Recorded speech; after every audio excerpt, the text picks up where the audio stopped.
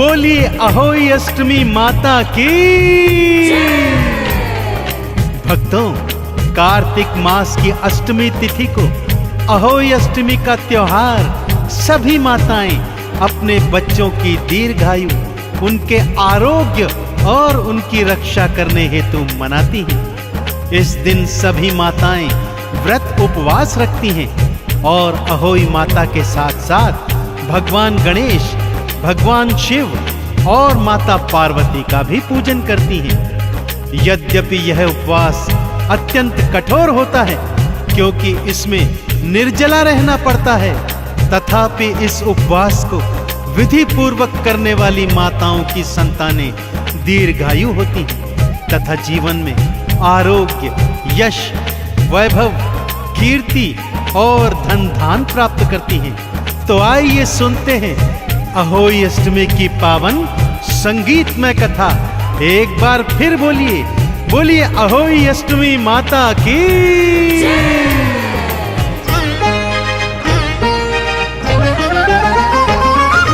भक्तों, अहोई अष्टमी पावन ये त्योहार है, संसार की माताएं तो करती जय जयकार है। भक्तों, अहोई अष्टमी पावन ये त्योहार है, संसार की माताएं तो करती जय जयकार है। अहोई अष्टमी नमो नमः, माता अहोई नमो नमः, आदि भवानी नमो नमः, माँ कल्याणी नमो नमः। अहोई अष्टमी नमो नमः, माता अहोई नमो नमः, आदि भवानी नमो नमः, माँ कल्याणी नमो नमः।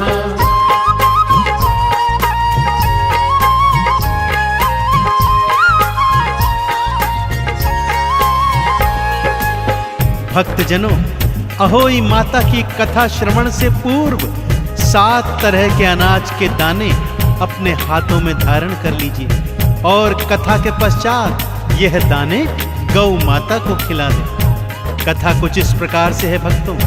किसी नगर में एक साहूकार अपनी पत्नी, 7 पुत्र और पुत्रवधुओं के साथ रहा करता था। उन 7 भाइयों की एक लाडली बहना भी थी जो दीपावली के अवसर पर अपने मायके आई हुई थी।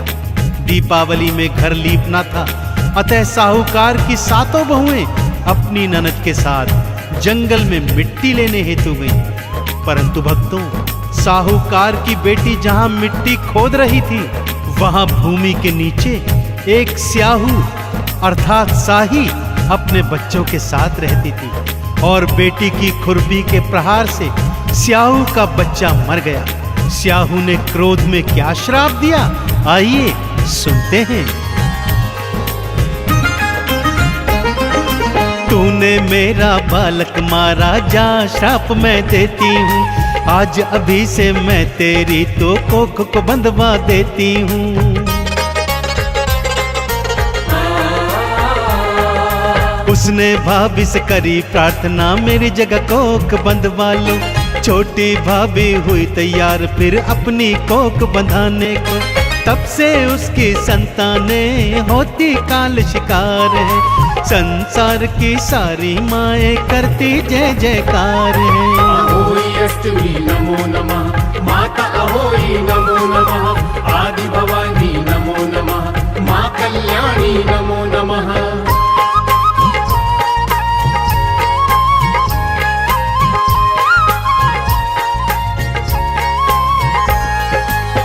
सबसे छोटी बहू की कोख स्याऊ माता ने बांध दी।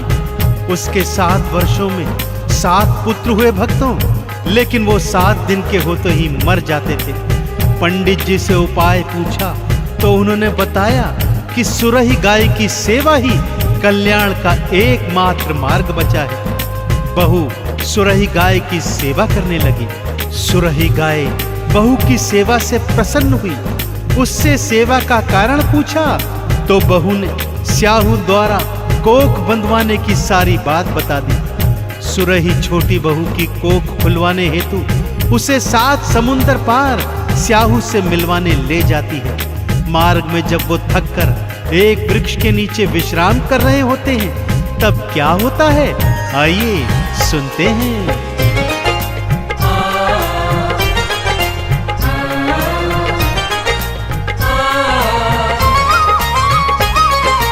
वृक्ष के नीचे बैठ गए थे दोनों ही विश्राम करे। एक सांप फिर बहू ने देखा, नैना उसके खुल गए। कहीं ये गरुड़ पंखिनी के बच्चों को ना खा जाए। मार दिया बहू ने सांप को, रक्त दिया फिर बिखराए। गरुड़ पंखिनी क्रोध में कर देती प्रहार है। संसार की सारी माएं करती जय जयकार है।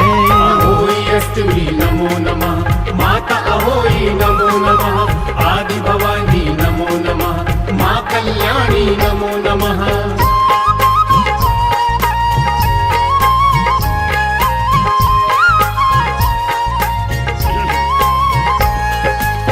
जिस वृक्ष के नीचे वो आराम कर रहे थे, उसी वृक्ष पर गरुड़ पंखिनी का घोंसला था, जिसमें उसके छोटे छोटे बच्चे थे। गरुड़ पंखिनी जब लौट कर आई, उसने भूमि पर गिरा रक्त देखा तो सोचा बहू ने उसके बच्चों को मार दिया है और वो उसे चोंच मारने लगी।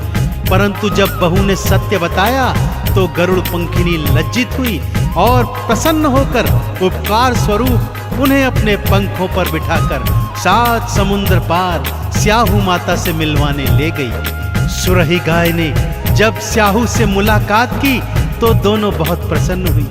छोटी बहू ने भी स्याहू माता को प्रणाम किया और जब तक वो वहां रही उनकी सच्चे हृदय से सेवा करती रही। कुछ दिन बाद जब दोनों वापस आने लगे तो बहू ने स्याहू माता के एक बार फिर चरण छुए। स्याहू माता ने उसे 7 पुत्र और 7 पुत्र वधुओं का आशीर्वाद दिया।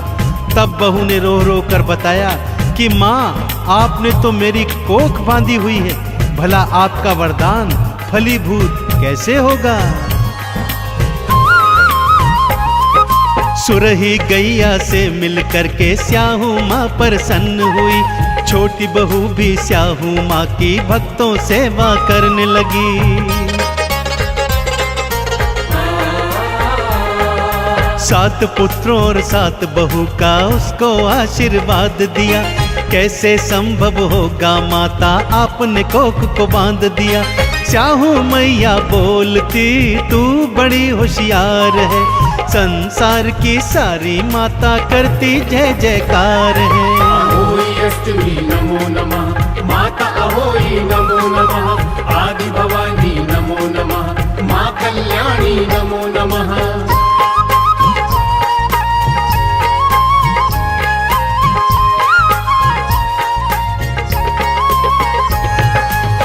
स्याहू माता बोली, अरे तू तो बड़ी होशियार है, पर जा, मेरा वरदान भी खाली नहीं जाएगा। तू घर जाना, अहोई अष्टमी का व्रत रखना, 7 भोग बनाना, 7 कढ़ाई करना, तारों को अर्घ्य देकर माँ का पूजन अर्चन कर एक समय भोजन ग्रहण करना। बहू घर आई तो अपने 7 पुत्रों को जीवित पाई। 7 बेटे बहुओं को एक साथ देखकर मारे प्रसन्नता के उसके अश्रु निकल आए। वो मन ही मन अहोई माता की जय जयकार करने लगी और अहोई माता के उद्यापन की तैयारी करने लगी। सभी ने अहोई अष्टमी का व्रत रखा, माँ को 7 तरीके के भोग लगाए, माँ की पूजा आराधना की, चारों को अर्घ्य देकर एक समय भोजन ग्रहण किया और माँ के नाम का गुणगान किया। माँ ने दर्शन दिए, सबने प्रार्थना की कि माँ, जिस तरह छोटी बहू पर आपने कृपा दिखाई, संसार की सभी माताओं पर कृपा करना और उनकी संतानों को आरोग्य, यश, कीर्ति, वैभव, धन धान से परिपूर्ण रखना। तो बोलिए अहोई अष्टमी मैया की।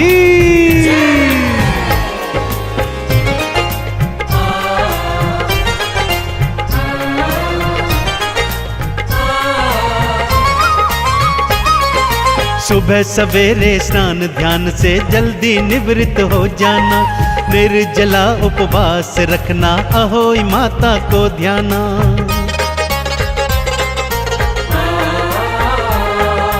रात में तारों को अर्घ्य दे के माँ का पूजन कर जाना, धूप दीप नैवेद्य जला के चंदन तिलक लगा जाना। माँ अहोई अष्टमी करती बेड़ा पार है, संसार की माताएं तो करती जय जयकार है। अहोई अष्टमी